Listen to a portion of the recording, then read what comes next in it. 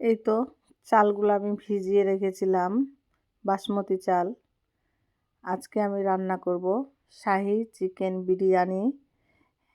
কিভাবে রান্না করি সাথে থাকেন, সব দেখতে পাবেন আমি রান্নাটা কিভাবে করব। আর এই তো চিকেনগুলো আমি সুন্দর করে কেটে নিয়েছি।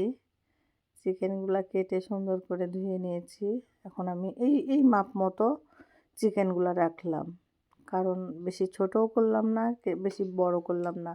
আর চিকেনগুলো হচ্ছে আমার সোনালি মুরগির, ব্রয়লার না। আর এইদিকে আমি পানি গরম করতে দিয়েছিলাম। পানিতে আমি দিয়ে দিলাম তেজপাত, গরম মশলা সব কিছু, জিরা দিয়ে দিব। তো আমার জিরাটা ছিল না, জিরা এমনি রান্নার জিরাটাই দিয়েছি। লবণ, তেল সব কিছু আমি দিয়ে দিলাম। এখন আমি পানিটা মাপ মতো, স্বাদ মতো লবণ দিয়ে দিলাম। তারপরে দিয়ে দিব চাল। এখন আমি চালগুলো দিয়ে দিব।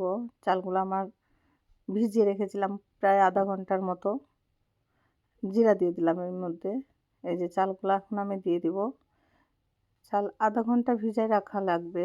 বিরিয়ানিটা যদি সুন্দর হয় তো এই চালটা ভিজিয়ে রাখার জন্যই হয়, চালটা ভিজিয়ে রাখা লাগবে। আর আমি এই তো চালটা এখন সিদ্ধ করে নিব।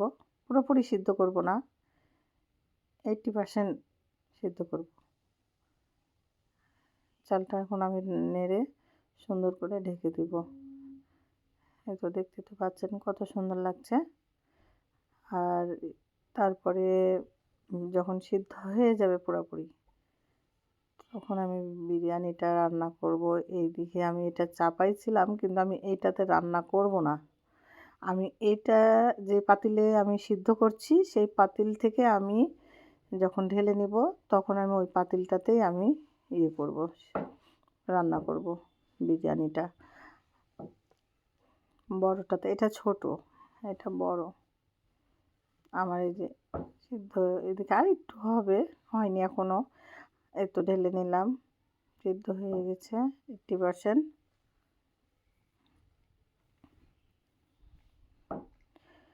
আমার দুঃখের বিষয় এটাই যে আমার ভয়েসটা পরে দেওয়া লাগলো। আমি হচ্ছে এদিকে মাইকটা দিয়েছিলাম, কিন্তু মাইকে চার্জ ছিল না, আমি এটা বুঝতে পারিনি। তারপরে আমি দেখছি যে না, আমার একটাও মাইকে কোনো ভিডিওতে কথা আসেনি। সে কারণে আমি আবার পরে ভয়েস দিতে হয়েছে। তেল দিয়ে দিলাম। এই তেলে এখন আলুগুলো আমি ভেজে নেব। আলুগুলো সুন্দর করে ভেজে নেব। লবণ দিয়ে দিলাম মাপ মতো, স্বাদ মতো। আলু আমার ভাজা হয়ে গেছে, যে তুলে নিচ্ছি। আলু কিন্তু সুন্দর করে ভেজে নিয়েছি, আলুগুলো দেখতেও ভালো লাগছে।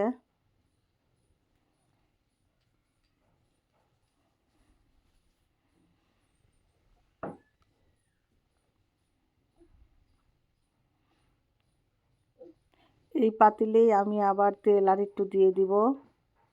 এই পাতিলে আর একটু তেল দিয়ে তারপরে পেঁয়াজ দিব। তেল দিয়ে দিলাম, মাপ মতোই দিয়ে দিলাম।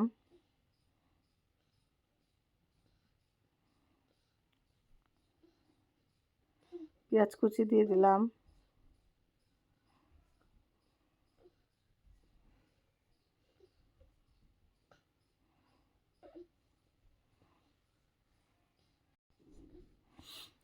পেঁয়াজটা আমি একটু লাল করে ভেজে তারপরে ময় মশলা সব কিছু দিব, কারণ আমি এদিকে কাঁচা পেঁয়াজ বেটে রাখা ছিল। যে গরম মশলাগুলো দিয়ে দিলাম, দারচিনি, এলাচ, তেজপাত সব কিছু, গোলমরিচ সব কিছু আছে এখানে দিয়ে দিলাম। আর আলু তো দেখে ভেজে তুলে রেখেছি সুন্দর করে। তারপরে পেঁয়াজ, কাঁচা পেঁয়াজ বেটে রেখেছি, এই জন্য পেঁয়াজটা লাল করব আমি। কাঁচা পেঁয়াজ বাটা দিয়ে দিলাম। আর অবশ্যই কাঁচা পেঁয়াজ বাটা একটু দিতেই হবে,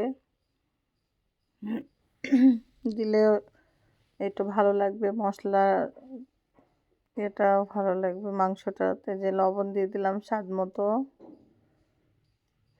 তারপরে আদা রসুন বাটা দিয়ে দিব।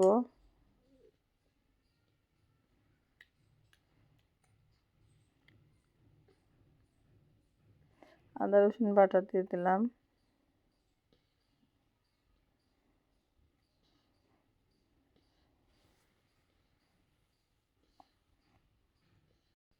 আমি কিন্তু বাড়তি কোনো মশলা আমি অ্যাড করব না, এটাই কারণ শুধু আমি বাটা মশলা আর বিরিয়ানির যে মশলার প্যাকেট এটাই আমি ইউজ করব।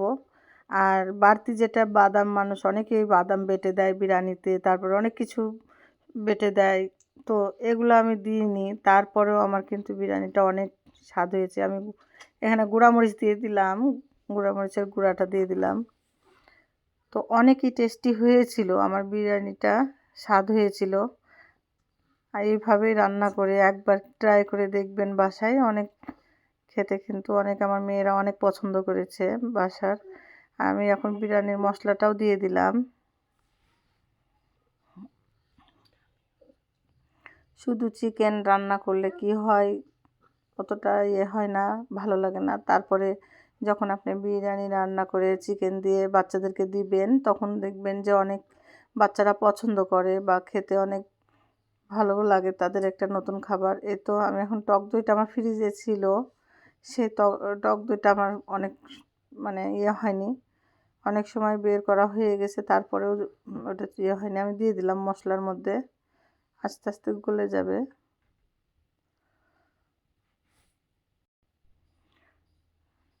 বরফ জমেছিল, টক দইটা গলছিল না, এখন এই যে গলে গেছে। আমি ধোয়া চিকেনগুলো দিয়ে দিলাম। এই তো চিকেনগুলো মাঝখানে একটু করে ফেলে দিয়েছি, কারণ বড় বড় চিকেন রাখা হয়েছে, তো না যদি ফেলে দিই তারপরে তখন হচ্ছে মশলা ঢুকবে না, খেতেও অনেকটা ভালো লাগবে না। এই জন্য চিকেন বড় থাকলে একটু চাকু দিয়ে বা হেসে দিয়ে একটু কেটে চিড়ে চিড়ে দিলে ওই ভিতরে, মাংসর ভিতরে লবণ মরিচ সব কিছু ঝাল ঢুকে মশলার যায় ভিতরে, ভালো লাগবে তখন। 1 কেজির মতো মুরগি আছে এখানে। ভালোভাবে চিকেনটা কষাই নিচ্ছি। আর চিকেনটা আমার, মুরগিটা কিন্তু অনেক ছোট ছিল, বেশি বড়ও না বা বেশি ছোটও না, তো মাপ মতন রান্না করা হয়েছে। বেশি রান্না করলাম না, যে রান্না করব কে খাবে কে খাবে না, ওই জন্য আমি অল্প করেই রান্না করেছি। আলুটা দিয়ে দিলাম, ভেজে রেখেছিলাম সেই আলুটা দিয়ে দিলাম এর ভিতরে। এই তো আমার এদিকে কষানো সুন্দর হয়েছে সব কিছু। আমি যে চালটাও এখন দিয়ে দিব, ভিজে রেখে সিদ্ধ করে রেখেছিলাম যেই চালটা।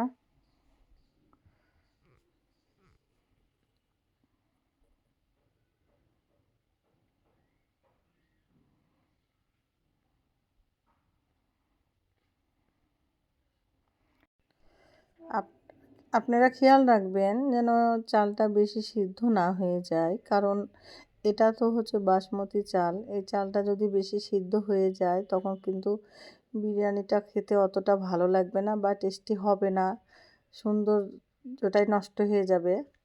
তো এই জিনিসের এই যে আমি দুধটা রেখেছিলাম সেটা আমি দিয়ে দিলাম এখন।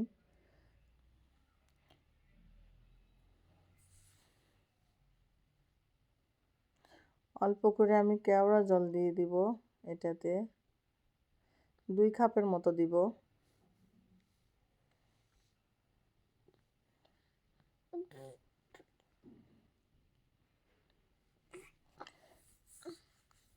আমি একটু কালার, যেটা ফুড কালার, এটা এই ফুড কালারটা একটু দিয়ে দিব।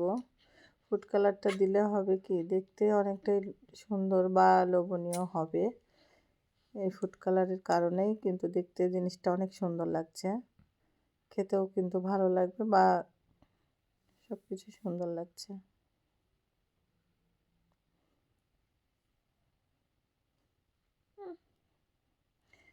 তারপরে এই যে ঘি দিয়ে দিলাম, অল্প করে ঘি দিয়ে দিলাম। ঘি দিয়ে দিলাম কারণ আমার বাসাতে ওরকম ছিল না, অল্পই ছিল, সেটাই দিলাম।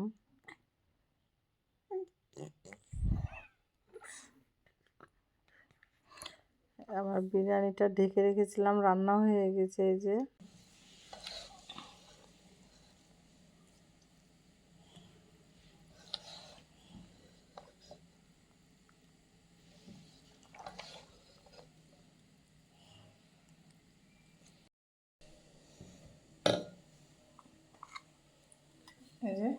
রান্না করেছি। এখন এই যে মিক্স করে নিলাম, সব কিছু হয়ে গেছে। এখন আমি এখন খেতে বসবো।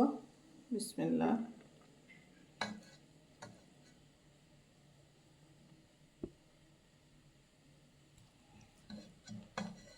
একটা আলু নিলাম তো,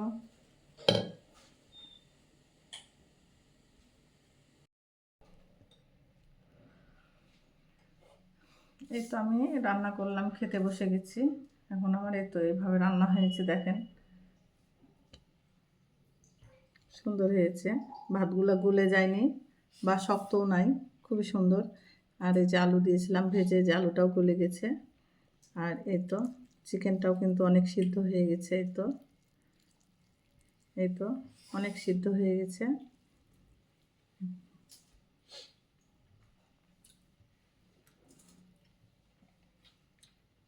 বিসমিল্লাহ।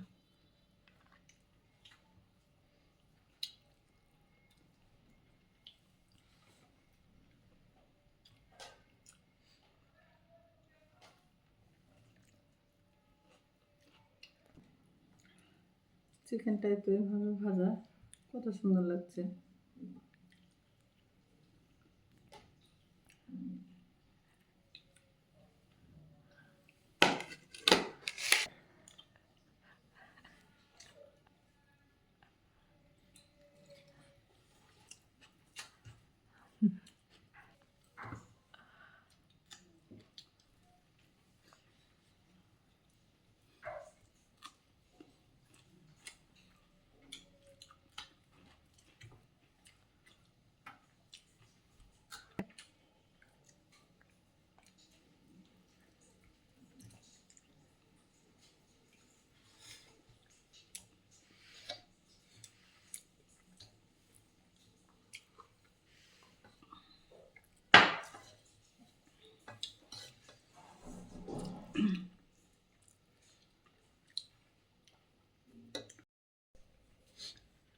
এইভাবে রান্না করে আমার মতো খেয়ে দেখবেন বাসায় কেমন লাগছে।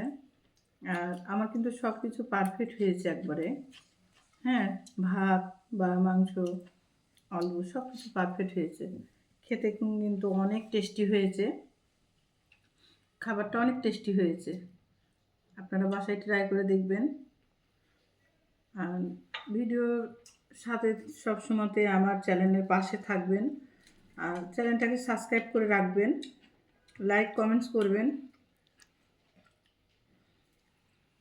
আজকের মতো এখানেই শেষ করলাম। আল্লাহ হাফেজ।